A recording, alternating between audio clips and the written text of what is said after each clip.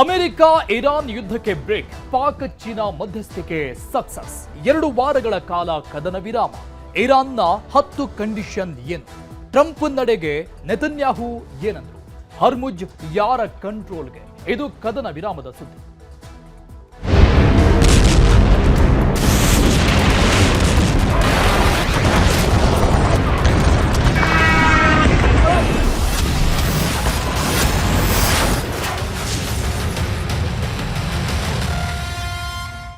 ಕಳೆದ 39-40 ದಿನಗಳಿಂದ ನಡೀತಾ ಇದ್ದಂತಹ ಮಧ್ಯಪ್ರಾಚ್ಯದ ಯುದ್ಧಕ್ಕೆ ಕಡೆಗೂ ಬ್ರೇಕ್ ಬಿದ್ದಿದೆ. ಇದು ತಾತ್ಕಾಲಿಕವಾದಂತಹ ಬ್ರೇಕ್, ಕದನ ವಿರಾಮ. 2 ವಾರ ಅಂದ್ರೆ 15 ದಿನಗಳ ಕಾಲ ಕದನ ವಿರಾಮವನ್ನ ಅಮೆರಿಕ ಅಧ್ಯಕ್ಷ ಟ್ರಂಪ್ ಘೋಷಣೆ ಮಾಡಿದ್ದಾರೆ.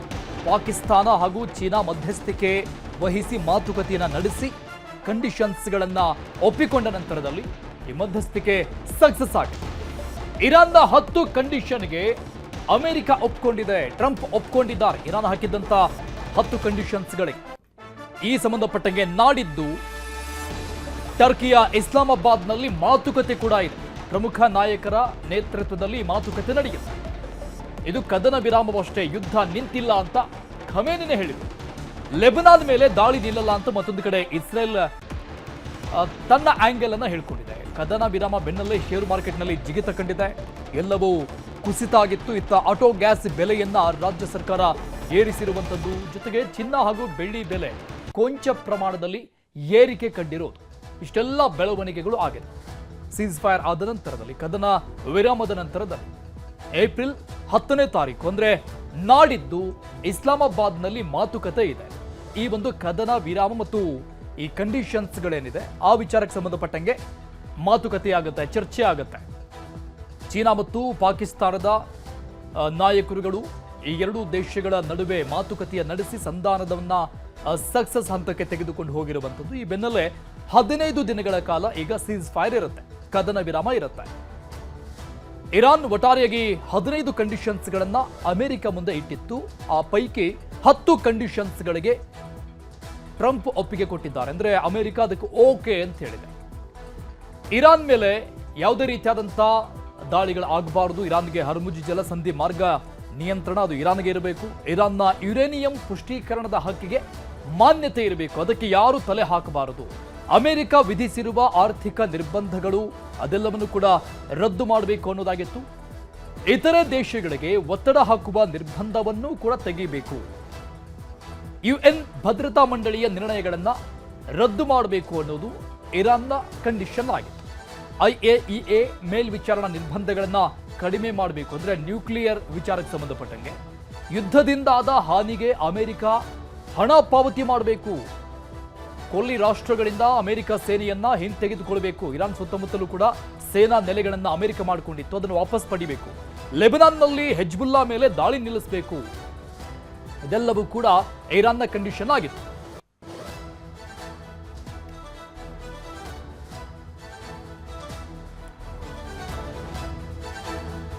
ಇದು ಟ್ರಂಪ್ ಟ್ವೀಟ್ ಮಾಡಿರುವಂಥದ್ದು ಎಕ್ಸ್ ಖಾತೆಯಲ್ಲಿ. ಪಾಕಿಸ್ತಾನದ PM ಶಹಬಾಜ್ ಶರೀಫ್ ಹಾಗೂ ಸೇನಾ ಮುಖ್ಯಸ್ಥ ಆಸಿಮ್ ಮುನೀರ್ ಅವರೊಂದಿಗೆ ನಡೆದಂತ ಮಾತುಕತೆಯ ಆಧಾರದ ಮೇಲೆ ಇರಾನ್ ಮೇಲೆ ನಡೆಯಲಿದ್ದ ದಾಳಿಯನ್ನ ತಾತ್ಕಾಲಿಕವಾಗಿ ನಿಲ್ಲಿಸಲು ನಾನು ಒಪ್ಕೊಂಡಿದ್ದೇನೆ. ನಾವು ಇರಾನ್ನಿಂದ 10 ಅಂಶಗಳ ಪ್ರಸ್ತಾವನೆಯನ್ನ ಪಡೆದಿದ್ದೇವೆ. ಆ 10 ಅಂಶಗಳು ಚರ್ಚಿಸಲು ಸೂಕ್ತವಾಗಿದ್ದಾವೆ. ಇರಾನ್ ತಕ್ಷಣವೇ ಹರ್ಮುಜ್ ಕಣಿವೆಯನ್ನ ಸಂಪೂರ್ಣವಾಗಿ ಮತ್ತು ಸುರಕ್ಷಿತವಾಗಿ ತೆರೆಯುವ ಷರತ್ತಿನ ಅಡಿಯಲ್ಲಿ 2 ವಾರಗಳ ಕಾಲ ಕದನ ವಿರಾಮ ಘೋಷಣೆ ಮಾಡಲಾಗಿದೆ. ನಾವು ಇರಾನ್ನಲ್ಲಿ ಎಲ್ಲ ಗುರಿಗಳನ್ನು ಸಾಧಿಸಿದ್ದೇವೆ. ಈ ಅವಧಿಯಲ್ಲಿ ದೀರ್ಘಕಾಲೀನ ಶಾಂತಿ ಒಪ್ಪಂದವನ್ನು ಅಂತಿಮಗೊಳಿಸುವ ಪ್ರಯತ್ನಗಳು ಇನ್ನು ಮುಂದೆ ನಡೆಯುತ್ತೆ ಅನ್ನುವಂತಹ ಟ್ವೀಟ್ ಅನ್ನು ಮಾಡಿರುವಂಥದ್ದು ಎಕ್ಸ್ ಖಾತೆಯಲ್ಲಿ ಡೊನಾಲ್ಡ್ ಟ್ರಂಪ್. 10 ಕಂಡೀಷನ್ಸ್ಗಳು ಕೂಡ ಒಪ್ಪಿಗೆಗೆ ಇರುವಂಥದ್ದು ಅಂತ ಹೇಳಿಕೊಂಡಿದ್ದಾರೆ. ಒಂದು ಕಡೆ ಪಾಕಿಸ್ತಾನ, ಮತ್ತೊಂದು ಕಡೆ ಚೀನಾ ಈ ಸಂಬಂಧಪಟ್ಟಂಗೆ ಮಾತುಕತೆಯನ್ನ ನಡೆಸಿ ಮಧ್ಯಸ್ಥಿಕೆಯನ್ನು ವಹಿಸಿದ ನಂತರದಲ್ಲಿ, ಈ ಕದನ ವಿರಾಮದ ನಂತರದಲ್ಲಿ ಮತ್ತು ಈ 15 ದಿನದ ಕದನ ವಿರಾಮದ ವಿಚಾರವನ್ನ ಪ್ರಸ್ತಾಪ ಮಾಡಿರುವಂಥದ್ದು ಟ್ವಿಟರ್. ಟ್ರಂಪ್ ಇರಾನ್ ಮೇಲಿನ ಇಸ್ರೇಲ್ ದಾಳಿ ಸಂಪೂರ್ಣವಾಗಿ ಈಗ ಸ್ಥಗಿತಗೊಂಡಿದೆ. ಒಂದೇ ಒಂದು ಮಿಸೈಲ್ ಹಾರತಾ ಇಲ್ಲ. ಕದನ ವಿರಾಮದ ಬಗ್ಗೆ ಇಸ್ರೇಲ್ ಕೂಡ ಅಧಿಕೃತ ಘೋಷಣೆ ಮಾಡಿದೆ, ನಾವು ಕೂಡ ಯುದ್ಧ ಮಾಡುವುದಿಲ್ಲ ಅಂತ. ಇರಾನ್ ವಿರುದ್ಧದ ಕಾರ್ಯಾಚರಣೆಯನ್ನ ನಿಲ್ಲಿಸಲಾಗಿದೆ. ಆದ್ರೆ ಕದನ ವಿರಾಮ ಉಲ್ಲಂಘಿಸಿದ್ರೆ ಮತ್ತೆ ನಾವು ಹೋರಾಟವನ್ನ ಮಾಡ್ತೀವಿ, ಮತ್ತೆ ದಾಳಿಯನ್ನ ಮಾಡ್ತೀವಿ ಅಂತ ಇಸ್ರೇಲ್ ಎಚ್ಚರಿಸಿದೆ. ಎಕ್ಸ್ನಲ್ಲಿ ಪೋಸ್ಟ್ ಮಾಡಿದೆ. ಇಸ್ರೇಲ್ನ ಡಿಫೆನ್ಸ್ ಫೋರ್ಸ್ ಮಾಡಿರುವಂತಹ ಪೋಸ್ಟ್ ಇದು. ಅಧಿಕೃತವಾದಂತಹ ಮಾಹಿತಿ. ಕದನ ವಿರಾಮಕ್ಕೆ ನಾವು ಕೂಡ ಬದ್ಧರಾಗಿದ್ದೇವೆ, ನಾವು ಒಪ್ಕೊಂಡಿದ್ದೇವೆ. ಇರಾನ್ ಮೇಲಿನ ಇಸ್ರೇಲ್ ದಾಳಿ ಸಂಪೂರ್ಣವಾಗಿ ನಾವು ನಿಲ್ಲಿಸ್ತಾ ಇದ್ದೀವಿ. ಆದರೆ ಯಾವುದೇ ರೀತಿಯಾಗಿ ಮತ್ತೆ ಪ್ರಚೋದನೆ ಮಾಡಬಾರದು. ಈ ಕದನ ವಿರಾಮವನ್ನ ಉಲ್ಲಂಘನೆ ಮಾಡಿದ್ರೆ ಈ ದಾಳಿ ಹೋರಾಟ ಮುಂದುವರಿಯುತ್ತೆ ಅಂತ ಎಕ್ಸ್ನಲ್ಲಿ ಪೋಸ್ಟ್ ಮಾಡಿರೋದು ಇಸ್ರೇಲ್ನ ಡಿಫೆನ್ಸ್ ಫೋರ್ಸ್ ಮಾಡಿರುವಂತಹ ಪೋಸ್ಟ್ ಇದು. ಇಸ್ರೇಲ್ ಡಿಫೆನ್ಸ್ ಫೋರ್ಸ್ ಅಧಿಕೃತವಾದಂತಹ ಪೇಜ್ನಲ್ಲಿ ಹಾಕಿರುವಂತಹ ಪಾಯಿಂಟ್ಸ್ಗಳನ್ನು ನಾವು ಮಾರ್ಕ್ ಮಾಡಿ ತೋರಿಸ್ತಾ ಇದ್ದೀವಿ. ಈ ಕ್ಷಣದಿಂದ ಕದನ ವಿರಾಮ ಘೋಷಣೆಯಾದಂತಹ ಕ್ಷಣದಿಂದ ಏನು ಅಮೆರಿಕ ಒಪ್ಕೊಂಡಿದೆ, ಅದಕ್ಕೆ ನಾವು ಕೂಡ ಬದ್ಧರಾಗಿದ್ದೇವೆ. ಇದು ನಮ್ಮ ಒಪ್ಪಿಗೆ ಮೇರೆಗೆನೆ ಆಗಿರುವಂಥದ್ದು ಅನ್ನೋದನ್ನ ಇಸ್ರೇಲ್ ಒಪ್ಕೊಂಡಿದೆ. ತನ್ನ ಅಧಿಕೃತವಾದಂತಹ ಖಾತೆಯಲ್ಲಿ, ಇಸ್ರೇಲ್ ಡಿಫೆನ್ಸ್ ಫೋರ್ಸ್ ಅಧಿಕೃತ ಖಾತೆಯಲ್ಲಿ ಈ ಎಲ್ಲ ವಿಚಾರಗಳನ್ನು ಉಲ್ಲೇಖ ಮಾಡಲಾಗಿದೆ.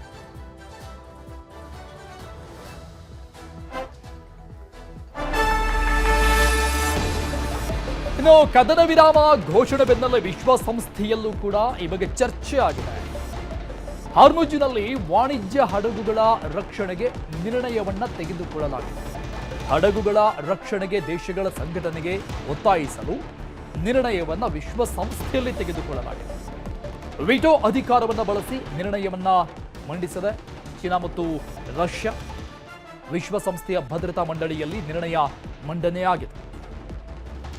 ಈ ಸಂಬಂಧಪಟ್ಟಂತ ಒಂದು ಮಹತ್ತರವಾದಂಥ ನಿರ್ಧಾರಗಳು, ನಿರ್ಣಯಗಳು ವಿಶ್ವಸಂಸ್ಥೆಯಲ್ಲೂ ಕೂಡ ಆಗಿರುವಂಥದ್ದು. ರಷ್ಯಾ ಮತ್ತು ಚೀನಾ ಮಂಡನೆ ಮಾಡಿರುವಂಥದ್ದು ಹಾರ್ಮುಜ್ ಕಣಿವೆಯಲ್ಲಿ ಸಾಗುವಂತಹ ಪ್ರತಿ ಹಡಗುಗಳ ರಕ್ಷಣೆಯನ್ನ ಮಾಡಬೇಕು ಅನ್ನುವಂಥ ವಿಚಾರ. ವಿಟೋ ಅಧಿಕಾರವನ್ನು ಬಳಸಿ ಈ ನಿರ್ಣಯವನ್ನ ಚೀನಾ ಮತ್ತು ರಷ್ಯಾ ದೇಶಗಳು ಮಂಡಿಸಿರುವಂಥದ್ದು ವಿಶ್ವಸಂಸ್ಥೆಯ ಭದ್ರತಾ ಮಂಡಳಿಯಲ್ಲಿ. ಇರಾನ್ ಜೊತೆ ಕದನ ವಿರಾಮಕ್ಕೆ ಇಸ್ರೇಲ್ ಕೂಡ ಒಪ್ಕೊಂಡಿದೆ. ಆದರೆ ಲೆಬನಾನ್ ಮೇಲೆ ಇಸ್ರೇಲ್ ದಾಳಿ ಮುಂದುವರಿಯುತ್ತೆ, ಲೆಬನಾನ್ ಮೇಲೆ ದಾಳಿ ಮಾಡುವಂಗಿಲ್ಲ ಅಂತ ಇರಾನ್ ಬೇಡಿಕೆ ಇಟ್ಟಿತ್ತು ಆ ಷರತ್ತುಗಳಲ್ಲಿ. ಆದರೆ ಲೆಬನಾನ್ ಮೇಲೆ ನಮ್ಮ ದಾಳಿ ಮುಂದುವರಿಯುತ್ತೆ ಅಂತ ಇಸ್ರೇಲ್ ಶಪಥ ಮಾಡಿ ದಾಳಿ ಮುಂದುವರಿಯುತ್ತೆ ಅಂತ ಹೇಳಿ. ದಕ್ಷಿಣ ಲೆಬನಾನ್ನಲ್ಲಿ ಹಿಜ್ಬುಲ್ಲಾ ಮೇಲೆ ಇಸ್ರೇಲ್ ದಾಳಿಯಾಗಿದೆ. ಮತ್ತೆ ಇಸ್ರೇಲ್ನ ಈ ದಾಳಿಯಲ್ಲಿ 130 ಭಯೋತ್ಪಾದಕರು ಸಾವನ್ನಪ್ಪಿದ್ದಾರೆ ಎನ್ನುವಂಥ ವಿಚಾರ. 1000ಕ್ಕೂ ಹೆಚ್ಚು ಉಗ್ರರ ಮೂಲ ಸೌಕರ್ಯ ತಾಣಗಳನ್ನ ಇಸ್ರೇಲ್ ಉಡಾಯಿಸಿದೆ ಅನ್ನುವಂಥ ಮಾಹಿತಿ ಸಿಗ್ತಾ ಇದೆ. ಇರಾನ್ ಜೊತೆ ಕದನ ವಿರಾಮಕ್ಕೆ ಇಸ್ರೇಲ್ ಒಪ್ಪಿತ ಆಗಿದೆ. ಆದರೆ ಲೆಬನಾನ್ ಮೇಲೆ ನಮ್ಮ ಹೋರಾಟ, ಈ ದಾಳಿ, ಯುದ್ಧ ಮುಂದುವರಿಯುತ್ತೆ ಅನ್ನುವಂಥದ್ದು ಇಸ್ರೇಲ್ನ ನಿರ್ಧಾರ ಆಗಿದೆ. ಲೆಬನಾನ್ನಲ್ಲಿರುವ ಹೆಜ್ಬುಲ್ಲಾ ಮೇಲೆ ದಾಳಿ ನಿಲ್ಲೋದಿಲ್ಲ. ಇಸ್ರೇಲ್ ಪ್ರಧಾನಿ ಬೆಂಜಮಿನ್ ನೆತನ್ಯಾಹು ಪ್ರತಿಜ್ಞೆಯನ್ನ ಮಾಡಿಬಿಟ್ಟಿದ್ದಾರೆ. ಲೆಬನಾನ್ ಮೇಲೆ ದಾಳಿಯನ್ನ ಮುಂದುವರಿಸಿದ ಇಸ್ರೇಲ್, ಆ ದಾಳಿಯ ದೃಶ್ಯಗಳಿದು. ಕ್ಷಿಪಣಿಗಳಿಂದ ಬೃಹತ್ ಕಟ್ಟಡಗಳ ಮೇಲೆ ದಾಳಿಯಾಗಿದೆ. ಹೆಜ್ಬುಲ್ಲಾಗಳನ್ನ ಟಾರ್ಗೆಟ್ ಮಾಡಿ ಇಸ್ರೇಲ್ ಅಟ್ಯಾಕ್ ಅನ್ನು ನಡೆಸ್ತಾ ಇರುವಂಥದ್ದು. ಈ ಹಿಂದಿನಿಂದಲೂ ಕೂಡ ಇರಾನ್ ಮತ್ತು ಅಮೆರಿಕ ಇಸ್ರೇಲ್ ಯುದ್ಧ ಆರಂಭಕ್ಕಿಂತ ಮೊದಲಿಗೂ ಕೂಡ ಇಸ್ರೇಲ್ ಮತ್ತು ಲೆಬನಾನ್ನ ನಡುವೆ, ಹೆಜ್ಬುಲ್ಲಾ ಸಂಘಟನೆಯ ನಡುವೆ ಈ ಯುದ್ಧ ಯಥಾಪ್ರಕಾರವಾಗಿ ನಡೀತಾ ಇತ್ತು. ಸೊ ಅದಕ್ಕೂ ಇದಕ್ಕೂ ಸಂಬಂಧ ಇಲ್ಲ. ಇಸ್ರೇಲ್ ಮತ್ತು ಹೆಜ್ಬುಲ್ಲಾ ಲೆಬನಾನ್ ವಿರುದ್ಧವಾದಂತಹ ಹೋರಾಟ ಯಥಾಪ್ರಕಾರವಾಗಿ ಮುಂದುವರಿಯುತ್ತೆ. ಈ ಷರತ್ತುಗಳಿಗೂ, ಈ ಯುದ್ಧಕ್ಕೂ, ಈ ಹೋರಾಟಕ್ಕೂ ಯಾವುದೇ ರೀತಿಯಾದಂಥ ಸಂಬಂಧವಿಲ್ಲ ಅನ್ನುವಂಥ ಅರ್ಥದಲ್ಲಿ ಇಸ್ರೇಲ್ ಸ್ಪಷ್ಟವಾಗಿ ಹೇಳಿದೆ.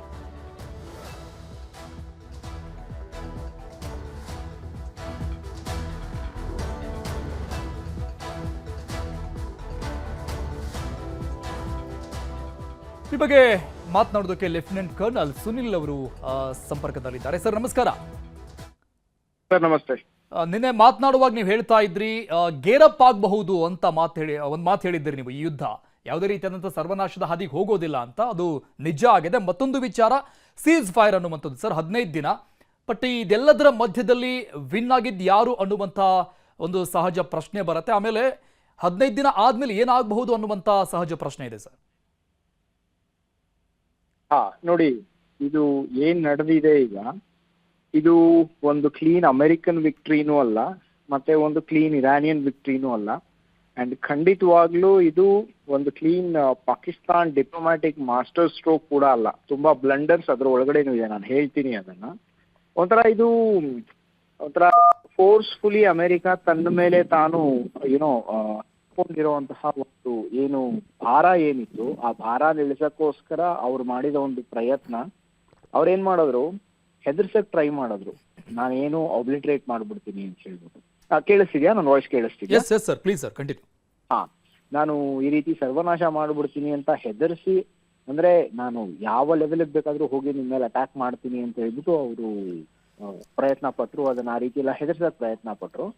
ಬಟ್ ಇರಾನ್ ಅದಕ್ಕೆ ಕಡೆ ಮೂಮೆಂಟ್ ವರ್ಗು ಅವ್ರು ಹೆದರ್ಲಿಲ್ಲ. ನೀವು ನಮ್ಮನ್ನ ಸಾಯಿಸ್ತೀವಿ ಅಂತ ಹೇಳ್ಬಿಟ್ಟು ನೀವು ಆ ರೀತಿ ಅಟ್ಯಾಕ್ ಮಾಡಕ್ ಬಂದ್ರೆ ನಾವು ಸಾಯಕ್ ರೆಡಿ ಇದೀವಿ, ಆದ್ರೆ ನಮ್ ದೇಶ ನಾವು ಬಿಟ್ಕೊಡಲ್ಲ ಅಂತ ಹೇಳ್ಬಿಟ್ಟು ಅವ್ರು ಯಾವ ರೀತಿ ಅದನ್ನ ಅರೇಂಜ್ ಮಾಡಿದ್ರು ದಟ್ ಈಸ್ ಕ್ವೆಶ್ಚನೇಬಲ್. ಹ್ಯೂಮನ್ ಶೀಲ್ಡ್ಸ್ ನ ಏನೇ ಅವ್ರು ಎಂಗೇಜ್ ಮಾಡಕ್ ಟ್ರೈ ಮಾಡಿದ್ರು, ಅದು ಜನಾನೇ ಬಂದ್ರು ಅಂತ ಹೇಳಿದ್ರು, ಬಟ್ ಒಳಗಡೆ ಏನ್ ನಡೆದಿತ್ತು ಅದು ನಮ್ಗೆ ಗೊತ್ತಿಲ್ಲ. ಫೋರ್ಸ್ಫುಲಿ ಎಲ್ಲಾರನ್ನೂ ಅಲ್ಲಿಗೆ ನಿಂತ್ಕೊಳಕ್ ಹೇಳಿದ್ರು. ಯಾಕಂದ್ರೆ ಅದು ಒಂದು ಎಕ್ಸ್ಟ್ರೀಮಿಸ್ಟ್ ರೆಜಿಮ್. ಅದು 100% ಅವ್ರು ಮಾಡ್ತಿರೋದೆಲ್ಲಾನು ಸರಿ ಇದೆ ಅಂತಾನೂ ಇಲ್ಲ. ಬಟ್ ಯಾವ್ದನ್ನ ಮೆಚ್ಚಬೇಕು ಅಂತ ಹೇಳಿದ್ರೆ, ಒಂದು ಸ್ಟ್ರಾಂಗ್ ಪವರ್ ಅಲ್ದಿರಾ ಕೂಡ, ಅಂದ್ರೆ ಒಂದು ವೀಕರ್ ಒಂದು ಇದಾಗಿ ಈ ಒಂದು ಕಾನ್ಫ್ಲಿಕ್ಟ್ ಅಲ್ಲಿ ಇಸ್ರೇಲ್ ಮತ್ತೆ ಅಮೆರಿಕಾಗೆ ಕಂಪೇರ್ ಮಾಡಿದ್ರೆ ಇರಾನ್ ಯಾವಾಗಲೂ ಒಂದು ವೀಕರ್ ಪವರ್ ಆಗೇ ಇತ್ತು, ತುಂಬಾ ವೀಕ್ ಆಗಿತ್ತು ಅದು. ಬಟ್ ಯಾವ ವೀಕ್ ಪವರ್ ತನ್ನ ಒಂದು ಜಿಯೋಗ್ರಫಿ ಅಂದ್ರೆ ಸ್ಟ್ರೇಟ್ ಆಫ್ ಹರ್ಮೂಸ್ ನ ಯೂಸ್ ಮಾಡಿಕೊಂಡು ಪೂರ್ತಿ ಪ್ರಪಂಚಕ್ಕೆ ನಾನು ವೀಕರ್ ಪವರ್ ಆದ್ರೂ ಸಹ ನಾನು ಒಂದು ತೊಂದರೆ ನಾನು ಕೊಡಬಹುದು, ಯಾವ ರೀತಿ ಬೇಕೋ ಆ ರೀತಿ ನನ್ನ ಟರ್ಮ್ಸ್ ಮೇಲೆ ನಾನು ಒಂದು ಸೀಸ್ ಫೈರ್ ನಾನು ತಗೋಬಹುದು, ನನ್ನ ದೇಶನ ನಾನು ಉಳಿಸ್ಕೋಬಹುದು ಅನ್ನುವಂತಹ ಒಂದು ಇದನ್ನ ಏನ್ ಹೇಳ್ತಾರೆ ಮೆಸೇಜ್ ನ ಇವತ್ತು ಪ್ರಪಂಚಕ್ಕೆ ಕೊಟ್ಟಿದೆ ಅದು. ಸೊ ಇದು ತುಂಬಾ ಒಂದು ಕಮೆಂಡಬಲ್ ಆದಂತಹ ಒಂದು ವಿಚಾರ. ನಾವು ಅಪ್ರಿಶಿಯೇಟ್ ಮಾಡಬೇಕು ಇರಾನ್ ಯಾವ ರೀತಿ ಅವರು ಹೋರಾಡಿದ್ರು ಮತ್ತೆ ಹೌ ದೇ ಹೆಲ್ಡ್ ಆನ್ ಎಲ್ಲಾ ರೀತಿಲಿ. ಯಾಕಂದ್ರೆ ಇವ್ರ ಅಟ್ಯಾಕ್ಸ್ ಇಂದ ತುಂಬಾ ಡ್ಯಾಮೇಜ್ ನಡೆದಿದೆ ಇದರಲ್ಲಿ ಇರಾನ್ ಅಲ್ಲಿ. ಇಸ್ರೇಲ್ ಮತ್ತೆ ಅಮೆರಿಕನ್ ಅಟ್ಯಾಕ್ಸ್ ಇಂದ ತುಂಬಾ ಡ್ಯಾಮೇಜ್ ನಡೆದಿದೆ ಇರಾನ್ ಅಲ್ಲಿ. ಅಷ್ಟಾದ್ರೂ ಸಹ ಏನೇ ಆಗ್ಲಿ ನಮ್ಮ ದೇಶ ನಾವು ಬಿಟ್ಕೊಡಲ್ಲ, ನಾವು ನಿಂತು ಮತ್ತೆ ಕಟ್ಕೋತೀವಿ ಅನ್ನೋಂತಹ ಒಂದು ಇದೇನಿದೆ, ಆ ಒಂದು ಧೈರ್ಯ ಮತ್ತೆ ಧಾರ್ಷ್ಯ ಏನಿದೆಯಲ್ಲ ಅದನ್ನ ಖಂಡಿತವಾಗ್ಲೂ ನಾವು ಮೆಚ್ಚಬೇಕು. ಅಂಡ್ ಇವತ್ತು ಇರಾನ್ ಪ್ರಪಂಚಕ್ಕೆ ಅದನ್ನೇ ತೋರಿಸಿದೆ. ಬರೀ ಒಂದು stronger military power with lot of money, ದುಡ್ಡು ಮತ್ತೆ ಮಿಲಿಟರಿ ಪವರ್ ಇಂದ ಮಾತ್ರನೇ ಎಲ್ಲಾನು ಮಾಡಕ್ಕಾಗಲ್ಲ. ಒಂದು ನ್ಯಾಷನಲ್ ಸ್ಪಿರಿಟ್ ಅನ್ನೋದಿದೆ ಅಂತ ಹೇಳಿದ್ರೆ ಅದು ಯಾವ ರೀತಿ ಇದೆ, ಇರಾನ್ ಒಳಗಡೆ ಏನ್ ನಡೀತಿದೆ ಅದು ಕೂಡ ಕ್ವೆಶ್ಚನೇಬಲ್, ಅಲ್ಲೆಲ್ಲ ಸರಿ ಇದೆ ಅಂತಲ್ಲ. ಆದ್ರೂ ಒಂದು ದೇಶದ ಸಾರ್ವಭೌಮತ್ವದ ಪ್ರಶ್ನೆ ಅಂತ ಹೇಳ್ಬಿಟ್ಟು ಏನ್ ಬರುತ್ತೆ, ಅದು ಬಂದಾಗ ಅವರು ಹೋರಾಡಿದಂತಹ ಒಂದು ವಿಧಾನ ಇದೆಯಲ್ಲ ಅದು ಖಂಡಿತವಾಗ್ಲೂ ಮಾದರಿ ಬೇರೆ ದೇಶಗಳಿಗೆ. ತುಂಬಾ ನಾವು ಅದರಿಂದ ಕಲಿಯೋದಿದೆ. ಒಂದು ಅದಾಯ್ತು. ನೆಕ್ಸ್ಟ್ ಈಗ ಇಂಟರ್ನ್ಯಾಷನಲಿ ಏನಾಗುತ್ತೆ, 15 days ಆದ್ಮೇಲೆ ಏನಾಗುತ್ತೆ ಅನ್ನೋದು. ಈಗ ನೋಡಿ 10th ಬಂದು ಮತ್ತೆ ಪಾಕಿಸ್ತಾನ್ ಅಲ್ಲಿ ಇಸ್ಲಾಮಾಬಾದ್ ಅಲ್ಲಿ ಇವರಿಬ್ಬರದು ಮತ್ತೆ ಟಾಕ್ಸ್ ಇದೆ, ಅರ್ಥ ಆಯ್ತಾ. ಅಂಡ್ ಇವನ್ ಟ್ರಂಪ್ ಕೂಡ ಅಕ್ನಾಲೇಜ್ ಮಾಡಿದ್ದಾರೆ ಈ ಒಂದು 10 ಕಂಡೀಷನ್ ಏನಿದೆ ಇರಾನ್ ಹಾಕಿರೋ ಅಂತದ್ದು, ಅಂದ್ರೆ ಫರ್ದರ್ ಅಟ್ಯಾಕ್ಸ್ ಆಗ್ಬಾರ್ದು ಎಲ್ಲಿ ಇದ್ರ ಮೇಲೆ, ಇರಾನ್ ಮೇಲೆ ಆಗಿರೋ ಅಟ್ಯಾಕ್ಸ್ ಏನಿದೆ ಅದಕ್ಕೆ ಇದು ಏನಿದೆ ಡ್ಯಾಮೇಜಸ್ ಏನೇನಾಗಿದೆ ಆ ಡ್ಯಾಮೇಜ್ ಎಲ್ಲಾನು ಅದಕ್ಕೆ ಕಾಂಪನ್ಸೇಷನ್ ಕೊಡಬೇಕು. ಮತ್ತೆ ಇರಾನ್ ತನ್ನ ಒಂದು ಇದೇನಿದೆ ನ್ಯೂಕ್ಲಿಯರ್ ಪ್ರೋಗ್ರಾಮ್ ಏನಿದೆ ಅದ್ರ ಬಗ್ಗೆ ಏನು ಮಾತಾಡೇ ಇಲ್ಲ ಅದರಲ್ಲಿ. ಮತ್ತೆ ಅದರ ಪ್ರಾಕ್ಸೀಸ್ ಯಾರ್ಯಾರಿದ್ದಾರೆ, ಹಿಜ್ಬುಲ್ಲಾ ಆಗ್ಬೋದು, ಅವ್ರ Axis of resistance, Hezbollah, Hamas, ಇವರೆಲ್ಲ ಯಾವ್ದಿದೆ, ಹೌತೀಸ್, ಇವ್ರ ಮೇಲೆ ಕೂಡ ಅಟ್ಯಾಕ್ಸ್ ನಿಲ್ಲಿಸಬೇಕು. ಈ ರೀತಿಯಾದಂತಹ ಒಂದು ಕಂಡೀಷನ್ಸ್ ಏನಿದೆ ಆ ಕಂಡೀಷನ್ಸ್ ಹಾಕಿ ಆ ಕಂಡೀಷನ್ಸ್ಗೆ ಅಮೆರಿಕ ಒಪ್ಪಿದೆ. ಈಗ ಅದು ಡೊನಾಲ್ಡ್ ಟ್ರಂಪ್ ಮಾತಲ್ಲೂ ಕೂಡ ಅದು ಈಚೆ ಬಂದಿದೆ. ಸೊ ಇದೆಲ್ಲ ಆಗಿರೋದ್ರಿಂದ ನೆಕ್ಸ್ಟ್ ಫರ್ದರ್ ಈಗ ಈ 15 ದಿನದ ಒಳಗಡೆ, ಅಂದ್ರೆ ಈಗ ಇನ್ನು 3 days ಆದ್ಮೇಲೆ ಇಸ್ಲಾಮಾಬಾದ್ ಅಲ್ಲಿ ಏನ್ ನಡೆಯುತ್ತೆ ಫಾರ್ ಅ ಲಾಂಗರ್ ಇದು ಒಂಥರ ಕೈಂಡ್ ಆಫ್ ಪರ್ಮನೆಂಟ್ ಸೊಲ್ಯೂಷನ್ಗೋಸ್ಕರ ಈಗ ಅಲ್ಲೇನ್ ಸಮಿಟ್ ನಡೆಯುತ್ತೆ, ಈಗ ಒಂದು ರಾಜಿ ಏನ್ ನಡೆಯುತ್ತೆ, ಸಂಧಾನ ಅಂತ ಹೇಳ್ಬಿಟ್ಟು ಏನ್ ಕರಿತೀವಿ, ಆ ಒಂದು ನೆಗೋಷಿಯೇಷನ್ ಅದು ಡಿಸೈಡ್ ಮಾಡುತ್ತೆ ಫರ್ದರ್ ಇದು ಯಾವ ಡೈರೆಕ್ಷನ್ ಅಲ್ಲಿ ಹೋಗುತ್ತೆ ಅಂತ ಹೇಳ್ತು. ಇದು ಬಂದು ಅಮೆರಿಕನ್ ಆಂಗಲ್ ಆಯ್ತು. As for us Israeli angle is concerned, ಒಂದ್ ವಿಷಯ ನಾವು ಮರೀಬಾರ್ದು, ಇರಾನ್ ಯಾವತ್ತಿದ್ರೂನು ಇಸ್ರೇಲ್ಗೆ ಡೇಂಜರ್ ಏನಿದೆ. ಅಂಡ್ ಈ ಒಂದು ವಿಷಯದಲ್ಲಿ ಈಗ ಅವ್ರು ಏನೇನ್ ಕಂಡೀಷನ್ಸ್ ಇಟ್ಟಿದ್ದಾರೆ, ಇರಾನ್ 10 ಕಂಡೀಷನ್ಸ್, ಅಮೆರಿಕಾದ 15 ಕಂಡೀಷನ್ ಅಲ್ಲಿ ನಿಮ್ಮ ನ್ಯೂಕ್ಲಿಯರ್ ಪ್ರೋಗ್ರಾಮ್ ನಿಲ್ಲಿಸಬೇಕು ಅನ್ನೋದಂತಹ ಒಂದು ಪಾಯಿಂಟ್ ಇತ್ತು, ಯಾವುದು ಇರಾನ್ ನಿಲ್ಲಿಸಬೇಕು ಅಂತ. ಬಟ್ ಇರಾನ್ ತನ್ನ ಒಂದು 10 ಕಂಡೀಷನ್ ರಿಟರ್ನ್ ಏನ್ ಕೊಟ್ಟಿತ್ತು ಅಮೆರಿಕಾಗೆ, ಅದರಲ್ಲಿ ಇರಾನ್ ನ್ಯೂಕ್ಲಿಯರ್ ಪ್ರೋಗ್ರಾಮ್ನ ನಾನು ನಿಲ್ಲಿಸ್ತೀನಿ ಅಂತ ಹೇಳ್ಬಿಟ್ಟು ಹೇಳಿಲ್ಲ ಅದನ್ನ. ಸೊ ಎಲ್ಲಿವರೆಗೂ ಇದು ಹೋಗಲ್ವೋ, nuclear armed Iran is always a danger not just to Israel and Middle ಈಸ್ಟ್, ಪೂರ್ತಿ ಪ್ರಪಂಚಕ್ಕೆ ಕೂಡ. ಯಾಕಂತ ಹೇಳಿದ್ರೆ they are involved in lot of proxy wars. ಈಗ ಅದನ್ನ ಹೇಗೆ ಕಂಟೈನ್ ಮಾಡ್ತಾರೆ ಈ ಮಾತುಕತೆಯಲ್ಲಿ ಕೂತಾಗ ಅನ್ನೋದು that is going to be a greatest thing to observe. ಯಾಕಂತ ಹೇಳಿದ್ರೆ ಅಮೆರಿಕ ಬಂದಿದ್ದು ಇವರ ಆಯಿಲ್ ಕಳ್ತನ ಮಾಡಕ್ಕೆ, ಇವರ ಒಂದು ರೆಜಿಮ್ ಚೇಂಜ್ ಮಾಡಿ ಪ್ರೈವೇಟೈಸ್ ಮಾಡಿ ಆಯಿಲ್ ಸೆಕ್ಟರ್ನ, ಆಯಿಲ್ ನನಗೆ ಬೇಕು, ಹೇಗೆ ವೆನಿಜುವೆಲಾ ತಗೊಂಡ್ರು ಅದೇ ರೀತಿ ಸ್ವಿಫ್ಟ್ ಆಗಿ ತಗೊಂಡ್ಬಿಡ್ತೀವಿ ಅಂತಂದ್ರು, ಅದಾಗ್ಲಿಲ್ಲ. ಸೊ ಅವ್ರು ನೆಗೋಷಿಯೇಷನ್ ಟೇಬಲ್ ಬಂದಿದ್ದಾರೆ.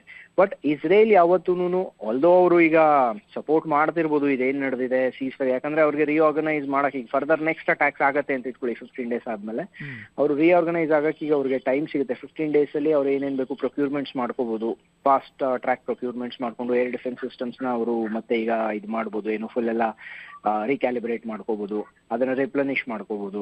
ಮತ್ತೆ ಅವರ ಒಂದು ಇದು ಬ್ಯಾಟಲ್ ಫಟೀಗ್ ಏನಿದೆ, ಯಾಕಂದ್ರೆ ಅವರು ತುಂಬಾ ಓವರ್ ಸ್ಟ್ರೆಚ್ ಆಗ್ಬಿಟ್ಟಿದ್ದಾರೆ. ಗಾಜಾಲ್ ಆಗ್ಬೋದು, ಇಲ್ಲ ಹಮಾಸ್ ಅಗೇನ್ಸ್ಟ್ ಆಗ್ಬೋದು, ಇಲ್ಲ ಹೌತೀಸ್ ಅಗೇನ್ಸ್ಟ್ ಆಗ್ಬೋದು, ಲೆಬನನ್ ಅಲ್ಲಿ ಆಗ್ಬೋದು, ತುಂಬಾ ಒಂದು ಪ್ಲೇಸಸ್ ಅಲ್ಲಿ ಅವರು ಓವರ್ ಸ್ಟ್ರೆಚ್ ಆಗಿದ್ದಾರೆ. ಈಗ ಅವ್ರಿಗೆ ಒಂದು ಬ್ರೀದರ್ ಸ್ಪೇಸ್, ಉಸಿರಾಡಕ್ಕೆ ಸ್ವಲ್ಪ ಈಗ ಟೈಮ್ ಅವರಿಗೂ ಸಿಗುತ್ತೆ. ಸೊ ಅಫ್ಕೋರ್ಸ್ ಅವ್ರು ಸಪೋರ್ಟ್ ಮಾಡ್ತಾರೆ ಈ ಒಂದು ಪಾಸಿಗೆ.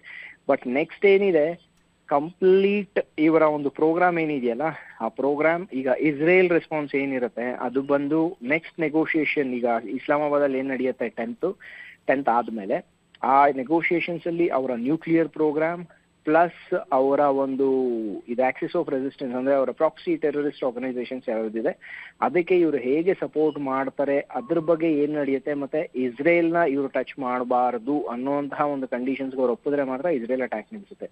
ಇಲ್ಲ probably even if America stops, Israel stop ಮಾಡುತ್ತೆ ಅಂತ ನನಗೆ ಇದು ಅನ್ಸಲ್ಲ. So back to you sir. ಈಗ ಒಂದು ವಿಚಾರ ಹಾಸ್ಯಾಸ್ಪದ ಅನಿಸ್ತಾ ಇದೆ. ಇರಾನ್ ಜೊತೆಗೆ ಚೀನಾ ಮಾತುಕತೆ ನಡೆಸ್ತು, ಅಮೆರಿಕ ಜೊತೆಗೆ ಪಾಕಿಸ್ತಾನ ಮಾತುಕತೆ ನಡೆಸ್ತು. ಸ್ವಯಂ ಘೋಷಿತ ದೊಡ್ಡಣ್ಣ ಅಂತ ಹೇಳ್ಕೊಳ್ಳುತ್ತೆ ಅಮೆರಿಕ. ಪಾಕಿಸ್ತಾನದ ಮಾತು ಕೇಳೋ ಲೆವೆಲಿಗೆ ಬಂದ್ಬಿಡ್ತಾ ಅನ್ನೋ ಸಹಜ ಪ್ರಶ್ನೆ ಬರುತ್ತೆ. ಪಾಕಿಸ್ತಾನ ಇರೋ ಪರಿಸ್ಥಿತಿ ಹೇಗಿದೆ, ಅಮೆರಿಕ ಇರೋ ಪರಿಸ್ಥಿತಿ ಹೇಗಿದೆ. ಬಟ್ ಇಲ್ಲಿ ಮಧ್ಯಸ್ಥಿಕೆ ವಿಚಾರದಲ್ಲಿ ಪಾಕಿಸ್ತಾನವನ್ನು ಎಳ್ಕೊಂಡು ಬಂದಿರುವಂಥದ್ದು ಓಕೆ, ಡಿಪ್ಲೊಮೆಸಿ ಏನೋ ಇರಬಹುದು. ಇದ್ರ ಜೊತೆಗೆ ಹರ್ಮುಜ್ನಲ್ಲಿ ಟೋಲನ್ನು ಕಟ್ಟುವಂಥ ಪರಿಸ್ಥಿತಿಗೆ ಇವರೇ ಮಾಡಿಕೊಟ್ಬಿಟ್ರಲ್ಲ, ಪ್ರಪಂಚದ ಮುಂದೆ ಇವರು ತಾವು ಜೋಕರ್ ಅಂತ ತಾವೇ ಬಿಂಬಿಸ್ಕೊಂಡಂಗೆ ಆಗ್ಲಿಲ್ವಾ ಅಂತ? ಖಂಡಿತ.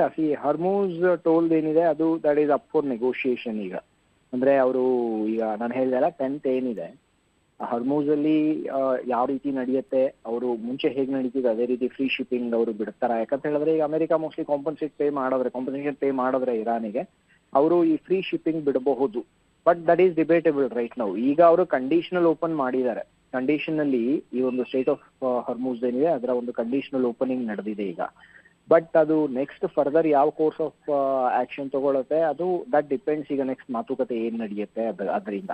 ಇದು ಒನ್ ಪಾರ್ಟ್ ಆಫ್ ಇಟ್ ಆಯ್ತು. ಸೊ ಸ್ಟೇಟ್ ಆಫ್ ಹರ್ಮೂಸ್ ಏನಿದೆ ಅದು ದಟ್ ಈಸ್ ಅಲ್ಲಿನ ಒಂದು ಪರಿಸ್ಥಿತಿ that is debatable right now. ಅದು ಬಿಟ್ಟು ನೀವು ಫಸ್ಟ್ ಕ್ವೆಶ್ಚನ್ ಕೇಳಿದ್ರಲ್ಲ, ಅಮೆರಿಕ ಜೊತೆ ಪಾಕಿಸ್ತಾನ ಮತ್ತೆ ಇರಾನ್ ಜೊತೆ ಚೈನಾ ಮಾತುಕತೆ ನಡೆಸ್ತು ಅಂತ. ಈಗ ಚೈನಾ ಎಷ್ಟು ಇರಾನ್ ಜೊತೆ ಇನ್ವಾಲ್ವ್ ಆಗಿತ್ತು ಅಂತ ನನಗೆ ಗೊತ್ತಿಲ್ಲ. ಯಾಕಂತ ಹೇಳಿದ್ರೆ ನನಗೆ ಗೊತ್ತಿರೋ ಇನ್ಫಾರ್ಮೇಶನ್ ಪ್ರಕಾರ ಈ ಒಂದು ಕಂಡೀಷನ್ಸ್ ಏನಿದೆ 15 conditions of America and in turn 10 conditions of Iran, ಅವರಿಬ್ಬರ ಮಧ್ಯದಲ್ಲಿ ಎಕ್ಸ್ಚೇಂಜ್ ಮಾಡಿಸಿರೋದು Pakistan plus there are some other diplomatic players also. ಅರ್ಥ ಆಯ್ತಾ? ಸೊ ಇದೆಲ್ಲ ಇದೆ. ಬಟ್ ತಮಾಷೆ ನೀವು ಹೇಳಿದಾಗ ಏನು ಅಂತ ಹೇಳಿದ್ರೆ, losers of the world are coming together to say that we are the winners. ಆಯ್ತಾ? ಈಗ ಪರಿಸ್ಥಿತಿ ಆ ರೀತಿ ನಡೀತಾ ಇದೆ. ಯಾಕಂತ ಹೇಳಿದ್ರೆ ನಿಮ್ಗೆ ನೆನಪಿರ್ಬೋದು, ಆಪರೇಷನ್ ಸಿಂಧೂರ್ ನಡೆದಾಗ ಪಾಕಿಸ್ತಾನ ಇದೇ ರೀತಿ ನಾವು ಅವ್ರಿಗೆ ಲೆಕ್ಕ ಜಮಾ ಏನು ಕೊಡದಿರೋ ರೀತಿಯಲ್ಲಿ ನಾವು ಹೊಡೆದ್ಬಿಟ್ಟಿದ್ವಿ ಅವ್ರಿಗೆ ಬರೀ 72 hours ಅಲ್ಲಿ. ಅಂತ ಟೈಮಲ್ಲಿ ಇದೇ ಪಾಕಿಸ್ತಾನ್ ಹೇಳಿದ್ರಲ್ಲ, ಡೊನಾಲ್ಡ್ ಟ್ರಂಪ್ ಹೇಳಿದ, ಪಾಕಿಸ್ತಾನ್ ಪ್ರೈಮ್ ಮಿನಿಸ್ಟರ್ ಬಂದು ನನ್ನ ಹತ್ರ ಬೇಡ್ಕೊಂಡ, ಅದರಿಂದ ಯುದ್ಧ ನಿಲ್ತು, ಇಲ್ಲ ತುಂಬಾ ಜನ ಸಾಯೋರು ಅಂತ ಹೇಳ್ಬಿಟ್ಟು. ಅರ್ಥ ಆಯ್ತಾ? ಅದು ಮೊನ್ನೆ ಕೊಟ್ಟಿರೋ ಸ್ಟೇಟ್ಮೆಂಟ್ ಅದು. ಸೊ ಇದು ಪಾಕಿಸ್ತಾನ ಈ ರೀತಿ ತಾನ್ ಸೋಲೋ ಟೈಮಲ್ಲಿ ಅಮೆರಿಕ ಹತ್ರ ಹೋಯ್ತು. ಇಲ್ಲಿ ಅಮೆರಿಕ ಎಲ್ಲಿ ತನ್ನ ಒಂದು ಇದೇನಿದೆ ಮಿಲಿಟರಿ ಪವರ್ ಏನಿದೆ ಅದು ಪೂರ್ತಿ ಡಿಕ್ಲೈನ್ ಆಗ್ತಿರೋದು ಕಾಣಿಸ್ತು. ಈ ಯುದ್ಧದಲ್ಲಿ ಫರ್ದರ್ ನಾನು ಇನ್ನೇನು ಮಾಡಕ್ ಆಗಲ್ಲ ಅಂತ ಅಮೆರಿಕ ಕನ್ಫರ್ಮ್ ಆದಾಗ ಇವತ್ತು ಪಾಕಿಸ್ತಾನದ ಒಂದು ಇದೇನಿದೆ ಕಾಲಿಗೆ ಹೋಗ್ಬಿಟ್ಟು ಇವತ್ತು ಅಮೆರಿಕ ಬಿದ್ದಿದೆ. ಸೊ ಈ ರೀತಿ ಒಬ್ರಿಗೊಬ್ರು ಇಬ್ರು ಲೂಸರ್ಸ್ ಯಾರಿದಾರಲ್ಲ ಅವರು ಒಬ್ರ ಜೊತೆ ಒಬ್ರು ನಿಂತ್ಕೊಂಡ್ಬಿಟ್ಟು ಹೇಳ್ತಿದಾರೆ, ಇಲ್ಲ ಎಲ್ಲಾ ಮಾಡ್ತಿರೋದು ನಾವೇ ಅಂತ ಹೇಳ್ಬಿಟ್ಟು. ಬಟ್ ಪ್ರಪಂಚ ಇವತ್ತು ತುಂಬಾ ಜೋರಾಗಿ ನಗ್ತಾ ಇದೆ. ನಾನು ನೆನ್ನೆ ಹೇಳಿದಾಗೆ this is how the super powers decline. ನೋಡಿ ಅಮೆರಿಕ ಎಷ್ಟು ಲೆವರೇಜ್ ಇತ್ತು ಅದಕ್ಕೆ. ಇವತ್ತು ಪಾಕಿಸ್ತಾನದಂತಹ ಒಂದು ಭಯೋತ್ಪಾದಕ ರಾಷ್ಟ್ರ, ಒಂದು ಪೌಪರ್ ನಾವ್ ಹೇಳ್ತೀವಲ್ಲ, ಅಂದ್ರೆ ಪೌಪರ್ ಕಂಟ್ರಿ, ಅದು ಮೀಸೆ ಮಣ್ಣಾಗ್ಲಿಲ್ಲ ಅನ್ನೋ ಅರ್ಥದಲ್ಲಿ ಪಾಕಿಸ್ತಾನ ಮತ್ತು ಅಮೆರಿಕ ಅವರ ಮೀಸೆಗೆ ಕೆಸರು ಮೆತ್ಕೊಂಡ್ಬಿಟ್ಟಿದೆ, ಬರೀ ಮಣ್ಣಲ್ಲ. ನೋಡೋಣ ಸರ್ ಆಫ್ಟರ್ 15 days ಆದ್ಮೇಲೆ ಏನಾಗುತ್ತೆ ಅಂತ. Thank you so much news ಜೊತೆ ಮಾತನಾಡಿದಕ್ಕೆ. ಮಧ್ಯಪ್ರಾಚ್ಯದಲ್ಲಿ ಯುದ್ಧ, ದೋಸೆಗೆ ಹೊಡೆತ, ಗ್ಯಾಸ್ ಸಮಸ್ಯೆ, ಹೋಟೆಲ್ಗಳಲ್ಲಿ ಮಾಡ್ತಿಲ್ಲ ದೋಸೆ. ಕೊಲ್ಲಿ ಯುದ್ಧಕ್ಕೆ ಪೂರಿ ಚಪಾತಿಯೂ ಬಲಿ, ಯುದ್ಧಕ್ಕೆ ದೋಸೆ ಬಲಿ.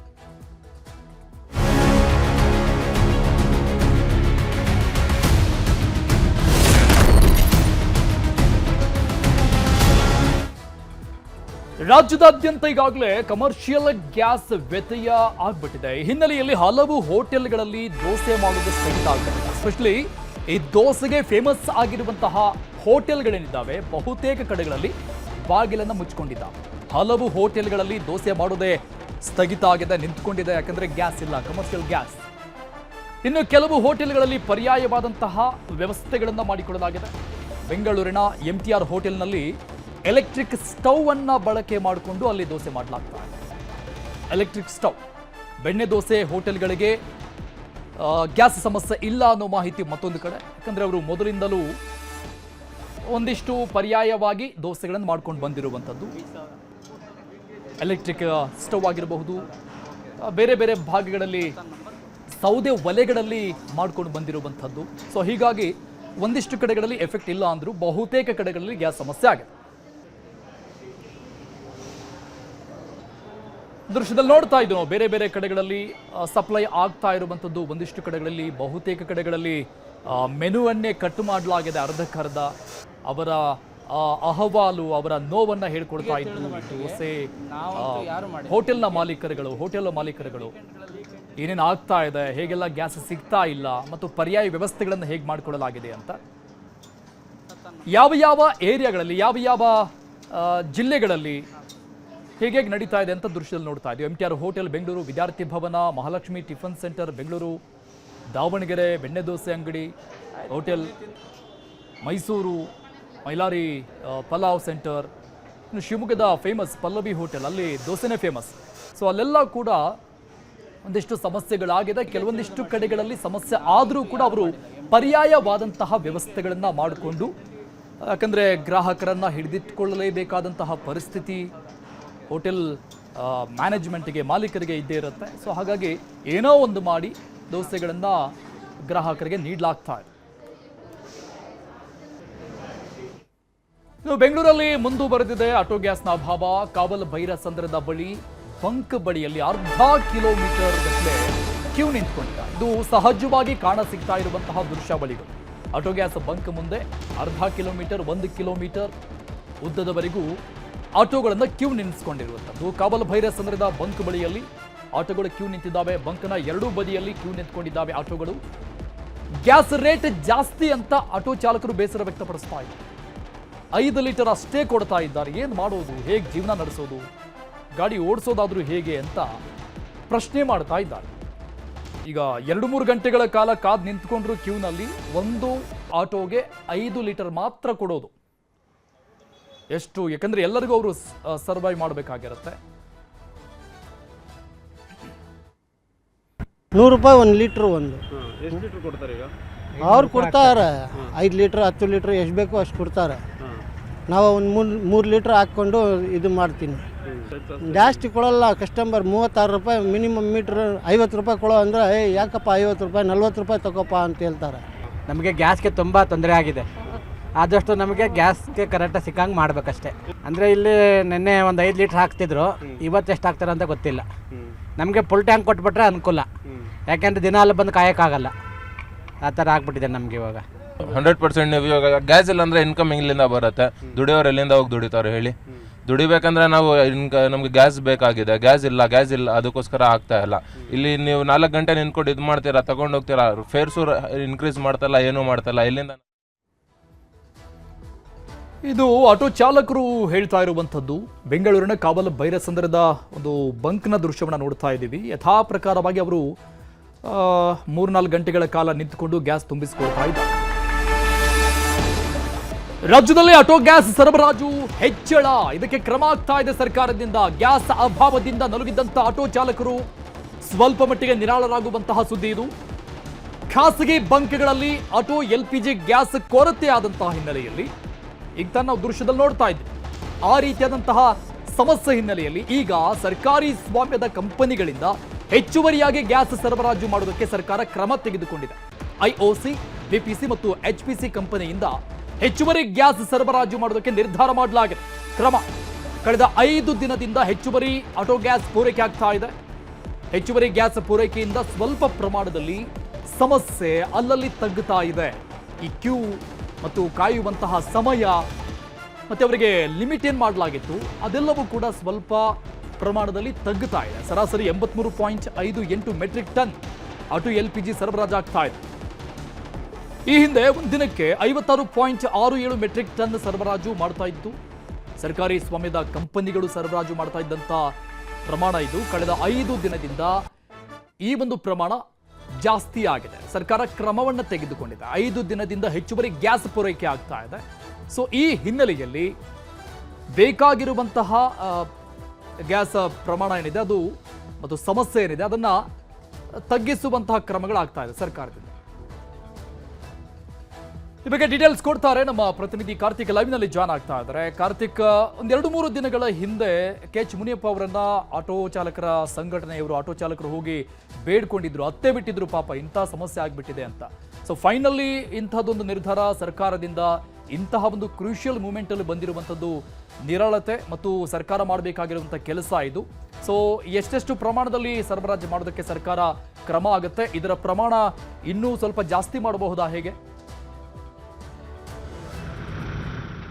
ಅರುಣ್, ನಿಶ್ಚಿತವಾಗಿ LPGಯ ಸಮಸ್ಯೆಯ ಕಾರಣಕ್ಕಾಗಿ ಆಟೋ ಚಾಲಕರು ಹೈರಾಣಾಗಿ ಹೋಗಿದ್ರು. ಅದರಲ್ಲೂ ಸರ್ಕಾರಿ ಸ್ವಾಮ್ಯದ ಕಂಪನಿಯ ಬಂಕ್ಗಳಿರ್ಬೋದು, ಹಾಗೆ ಖಾಸಗಿ ಸ್ವಾಮ್ಯದ ಬಂಕ್ಗಳಿರ್ಬೋದು, ಎರಡರಲ್ಲೂ ಕೂಡ ಕೊರತೆ ಕಾಣಿಸಿಕೊಂಡಿರ್ತಕ್ಕಂಥ ಕಾರಣಕ್ಕಾಗಿ ರಾತ್ರಿ ಹಗಲಿನಿಂದ LPGಗಾಗಿ ಕಾಯಬೇಕಾದಂಥ ಪರಿಸ್ಥಿತಿಯು ಕೂಡ ನಿರ್ಮಾಣವಾಗಿತ್ತು. ಅದರ ನಡುವೆ ಸರ್ಕಾರಕ್ಕೂ ಕೂಡ ಆಟೋ ಚಾಲಕರು ಆಗ್ರಹವನ್ನು ಮಾಡ್ತಾ ಇದ್ರು. LPG ನಮಗೆ ಸಿಗದೆ ಹೋದರೆ ನಮ್ಮ ದಿನನಿತ್ಯದ ಕೂಲಿಯೂ ಕೂಡ ನಮಗೆ ಸಿಗೋದಿಲ್ಲ. ನಾವು LPGಯನ್ನು ನಂಬಿಕೊಂಡೇ ಇರ್ತಕ್ಕಂಥವ್ರು, ಯಾಕಂದರೆ ನಮ್ಮ ಆಟೋ ಓಡಬೇಕಂದ್ರೆ LPGಯ ಅಗತ್ಯತೆ ಇದೆ. ಆ ಕಾರಣಕ್ಕಾಗಿ ನಮಗೆ ಈ ಒಂದು ಸಮಸ್ಯೆನ ಬಗೆಹರಿಸಿಕೊಡಿ ಅನ್ನುವಂಥ ನಿಟ್ಟಿನಲ್ಲಿ ಆಗ್ರಹವನ್ನು ಮಾಡಿದ್ರು. ರಾಜ್ಯದ ಆಹಾರ ಸಚಿವರಾಗಿರುವಂಥ ಮುನಿಯಪ್ಪನವರಿಗೂ ಕೂಡ ವಿನಂತಿಯನ್ನು ಮಾಡಿಕೊಂಡಿದ್ರು. ಇದೀಗ ಆಹಾರ ಇಲಾಖೆ ಒಂದು ಪತ್ರಿಕಾ ಪ್ರಕಟಣೆ ಹೊರಡಿಸಿದೆ.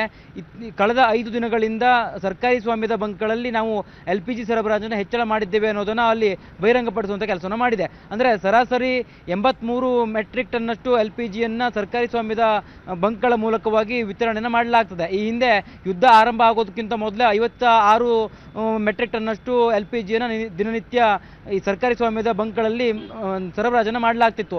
ಆದರೆ ಈಗ ಯುದ್ಧದ ಪರಿಣಾಮದಿಂದಾಗಿ ಖಾಸಗಿ ಸ್ವಾಮ್ಯದ ಕೆಲವು ಬಂಕ್ಗಳು ಸರಬರಾಜನ್ನು ನಿಲ್ಲಿಸಿವೆ. ಜೊತೆಗೆ ಇನ್ನೂ ಕೆಲವು ಬಂಕ್ಗಳಲ್ಲಿ ಹೆಚ್ಚಿನ ಹಣವನ್ನು ಕೂಡ ತೆಗೆದುಕೊಳ್ಳಲಾಗ್ತದೆ. ಜೊತೆಗೆ ಕೆಲವು ಖಾಸಗಿ ಬಂಕ್ಗಳಲ್ಲಿ ಬೆಳಿಗ್ಗೆ ಇದ್ದರೆ LPG ರಾತ್ರಿ ಇರೋದಿಲ್ಲ. ಈ ರೀತಿಯ ಒಂದು ಸಮಸ್ಯೆ ಇರುವಂಥ ಕಾರಣಕ್ಕಾಗಿ ಸರ್ಕಾರಿ ಸ್ವಾಮ್ಯದ ಕಂಪನಿಗಳ ಮೇಲೆಯೂ ಕೂಡ ಸಾಕಷ್ಟು ಜವಾಬ್ದಾರಿ ಇತ್ತು. ಜೊತೆಗೆ ಸರ್ಕಾರದ ಜವಾಬ್ದಾರಿಯೂ ಕೂಡ ಇತ್ತು. ಇದೀಗ ಸರ್ಕಾರ ಹೇಳ್ಕೊಂಡಿರ್ತಕ್ಕಂಥದ್ದು ನಾವು ಹೆಚ್ಚುವರಿಯಾಗಿ ಸರಬರಾಜನ್ನು ಮಾಡ್ತಾ ಇದ್ದೇವೆ ಅನ್ನುವಂಥದ್ದು. ಈಗಾಗಲೇ ಸರ್ಕಾರ ಕೊಟ್ಟಿರ್ತಕ್ಕಂಥ ಮಾಹಿತಿಯ ಪ್ರಕಾರ 83 ಮೆಟ್ರಿಕ್ ಟನ್ನಷ್ಟು LPGಯನ್ನು ಸರಾಸರಿಯಾಗಿ ಭಾರತ್ ಪೆಟ್ರೋಲಿಯಂ ಇರ್ಬೋದು, ಇಂಡಿಯನ್ ಆಯಿಲ್ ಇರ್ಬೋದು, ಹಾಗೆ ಹಿಂದೂಸ್ತಾನ್ ಪೆಟ್ರೋಲಿಯಂ 3 ಕಂಪನಿಗಳ ಮೂಲಕವಾಗಿ ಸರಬರಾಜನ್ನು ಮಾಡಲಾಗ್ತಿದೆ. ಆದರೆ ರಾಜ್ಯದಲ್ಲಿ ಸಾಕಷ್ಟು ಪ್ರಮಾಣದಲ್ಲಿ LPGಯ ಕೊರತೆ ಉಂಟಾಗಿದೆ. ಅದರಲ್ಲೂ ಆಟೋ LPG ಸಿಗದೆ ಆಟೋ ಚಾಲಕರು ಹೈರಾಣ ಆಗ್ತಾ ಇದ್ದಾರೆ. ಇದರ ನಡುವೆ ಖಾಸಗಿ ಸ್ವಾಮ್ಯದ ಕಂಪನಿಗಳ ಮೇಲೆಯೂ ಕೂಡ ಸಾಕಷ್ಟು ಅವಲಂಬನೆಯನ್ನು LPG ಆಟೋ ಚಾಲಕರು ಮಾಡಿಕೊಂಡಿದ್ರು. ಈಗ ಸ್ವಲ್ಪ ಪ್ರಮಾಣದಲ್ಲಿ LPGಯನ್ನು ಹೆಚ್ಚುವರಿಯಾಗಿ ಸರಬರಾಜು ಮಾಡ್ತಿರುವಂಥ ಕಾರಣಕ್ಕಾಗಿ ಸರ್ಕಾರಿ ಸ್ವಾಮ್ಯದ ಕಂಪನಿಗಳು ಹೆಚ್ಚುವರಿ LPGಯನ್ನು ಸರಬರಾಜು ಮಾಡ್ತಿರುವಂಥ ಕಾರಣಕ್ಕಾಗಿ ಒಂದಿಷ್ಟು ನಿರಾಳವನ್ನು LPG ಆಟೋ ಚಾಲಕರಿಗೆ ಕೊಟ್ಟಂತಾಗಿದೆ. ಒಟ್ಟಾರೆಯಾಗಿ ಇನ್ನು ಮುಂದಿನ ದಿನಗಳಲ್ಲಿ ಇನ್ನಷ್ಟು ಸಮಸ್ಯೆ ಉದ್ಭವ ಆಗುವ ಪೂರ್ವದಲ್ಲಿಯೇ ಸರ್ಕಾರ ಎಚ್ಚೆತ್ತುಕೊಳ್ಳಬೇಕಾಗಿದೆ. ಇನ್ನಷ್ಟು ಸರಬರಾಜನ್ನು ಹೆಚ್ಚಳ ಮಾಡಬೇಕಾಗಿದೆ. ಏನಾದರೂ ಮನವಿ ಸಲ್ಲಿಕೆ ಮಾಡಬಹುದು ಅನ್ಸುತ್ತಾ ರಾಜ್ಯ? ಯಾಕಂದ್ರೆ ಈಗ ಕದನ ವಿರಾಮ ಘೋಷಣೆ ಆಗಿರೋ ಹಿನ್ನೆಲೆಯಲ್ಲಿ ಹರ್ಬುಜಿ ಕಣಿವೆ ಓಪನ್ ಆಗಿದೆ. ಸ್ವಲ್ಪ ಇಮಿಡಿಯೇಟ್ ಆಗಿ, ಯಾಕಂದ್ರೆ ಇಲ್ಲಿ ಬ್ಯಾಲೆನ್ಸಿಂಗ್ ಮಾಡೋದಕ್ಕೆ 2-3 ದಿನಗಳಲ್ಲಿ ಆಗೋದಿಲ್ಲ ಟೈಮ್. ಸೊ ಹಾಗಾಗಿ ಸ್ವಲ್ಪ ಹೆಚ್ಚಿನ ಪ್ರಮಾಣದಲ್ಲಿ ನಮಗೆ ಕಳಿಸ್ಕೊಡಿ ಅನ್ನುವಂಥ ನಿಟ್ಟಿನಲ್ಲಿ ಮನವಿ ಮಾಡಬಹುದಾ ಕೇಂದ್ರಕ್ಕೆ? ಅರುಣ್, ಈಗಾಗಲೇ ಆಹಾರ ಸಚಿವರು ಸೇರಿದಂತೆ CM ಸಿದ್ದರಾಮಯ್ಯನವರು ಕೂಡ ಕೇಂದ್ರ ಸರ್ಕಾರಕ್ಕೆ ಈ ವಿಚಾರಕ್ಕೆ ಸಂಬಂಧಪಟ್ಟಂತೆ ಪತ್ರವನ್ನು ಬರೆದಿದ್ದಾರೆ. ಜೊತೆಗೆ ಕೇಂದ್ರ ಸರ್ಕಾರವು ಕೂಡ ಈ ವಿಚಾರವಾಗಿ ಎಲ್ಲ ರಾಜ್ಯದ ಮುಖ್ಯ ಕಾರ್ಯದರ್ಶಿಗಳಿಗೆ ಒಂದು ಪತ್ರವನ್ನು ಬರೆದಿದೆ. ಪೆಟ್ರೋಲಿಯಂ ಸಚಿವಾಲಯ ಬರೆದಿರುವಂಥ ಪತ್ರದಲ್ಲಿ ರಾಜ್ಯದ ಎಲ್ಲ ರಾಜ್ಯಗಳಿಗೂ ಕೂಡ 70%ನಷ್ಟು ಕೈಗಾರಿಕೆಗಳಿಗೆ LPGಯನ್ನು ವಿತರಣೆ ಮಾಡೋದಕ್ಕೆ ಸರ್ಕಾರ ನಿರ್ಧಾರವನ್ನು ತೆಗೆದುಕೊಂಡಿದೆ. ಜೊತೆಗೆ ಇಲ್ಲಿ ಇನ್ನೂ ಒಂದು ವಿಚಾರವನ್ನು ಗಮನಿಸಬೇಕು. ಕಟ್ಟುನಿಟ್ಟಿನ ಕ್ರಮವನ್ನು ಜರುಗಿಸಿ ಜೊತೆಗೆ ಯಾವುದೇ ರೀತಿಯ ಆದೇಶವನ್ನು ಉಲ್ಲಂಘನೆ ಆಗದೇ ಇರುವ ರೀತಿಯಲ್ಲಿ LPG ಯನ್ನು ವಿತರಣೆ ಮಾಡಿ ಅನ್ನುವಂಥ ಒಂದು ಸೂಚನೆಯನ್ನು ಕೂಡ ಕೇಂದ್ರ ಸರ್ಕಾರ ಕೊಟ್ಟಿದೆ. ಜೊತೆಗೆ ರಾಜ್ಯದಲ್ಲಿಯೂ ಕೂಡ LPG ಯ ಕೊರತೆ ಇರತಕ್ಕಂಥ ಕಾರಣಕ್ಕಾಗಿ ಈಗ ಸರ್ಕಾರಕ್ಕೂ ಕೂಡ ರಾಜ್ಯ ಸರ್ಕಾರವೂ ಕೂಡ ಕೇಂದ್ರ ಸರ್ಕಾರಕ್ಕೆ ಮನವಿಯನ್ನು ಮಾಡಿಕೊಂಡಿತ್ತು. ಇದೆಲ್ಲದರ ನಡುವೆ ಈಗ ರಾಜ್ಯದಲ್ಲಿ ಹೆಚ್ಚುವರಿ LPG ಯ ಸರಬರಾಜು ಕೂಡ ಆಗ್ತದೆ ಅನ್ನುವಂಥ ಮಾಹಿತಿಯನ್ನು ರಾಜ್ಯ ಸರ್ಕಾರ ಕೊಟ್ಟಿದೆ. ಇನ್ನೊಂದು ಕಡೆ ಕೇಂದ್ರ ಸರ್ಕಾರವು ಕೂಡ ರಾಜ್ಯದ ಎಲ್ಲ ಮುಖ್ಯ ಕಾರ್ಯದರ್ಶಿಗಳಿಗೆ ಪತ್ರವನ್ನು ಬರೆದು ಕಟ್ಟುನಿಟ್ಟಿನ ಕ್ರಮಬದ್ಧವಾಗಿ LPGಗಳನ್ನು ವಿತರಣೆ ಮಾಡಿ ಅನ್ನುವಂಥ ಆದೇಶವನ್ನು ಕೂಡ ಮಾಡಿದೆ. ಅದರಲ್ಲೂ ಕೈಗಾರಿಕೆಗಳಿಗೂ ಕೂಡ LPG ಯ ಕೊರತೆ ಸಾಕಷ್ಟು ಸಮಸ್ಯೆಯನ್ನು ಉದ್ಭವಿಸಿತ್ತು.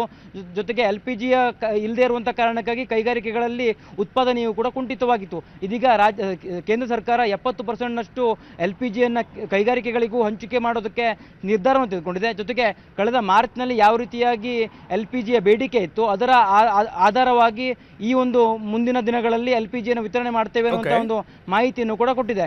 ಜೊತೆಗೆ ಈ ಹೆಚ್ಚುವರಿಯಾಗಿಯೂ ಏನು ಅಗತ್ಯ ಇದೆಯೋ ಅದಕ್ಕೆ ಸಂಬಂಧಪಟ್ಟಂತೆಯೂ ಕೂಡ ಯಾವ ಕೈಗಾರಿಕೆಗಳಿಗೆ ಅಗತ್ಯ ಇದೆಯೋ ಆಯಾ ಕೈಗಾರಿಕೆಗಳಿಗೆ ಹೆಚ್ಚುವರಿ LPGಯನ್ನು ಪ್ರಯಾರಿಟಿ ಆಧಾರದ ಮೇಲೆ ಕೊಡೋದಕ್ಕೂ ಕೂಡ ಸೂಚನೆಯನ್ನು ಕೊಟ್ಟಿರ್ತಕ್ಕಂಥದ್ದು. Arun, thank you Karthik ಡೀಟೇಲ್ಸ್ಗೆ.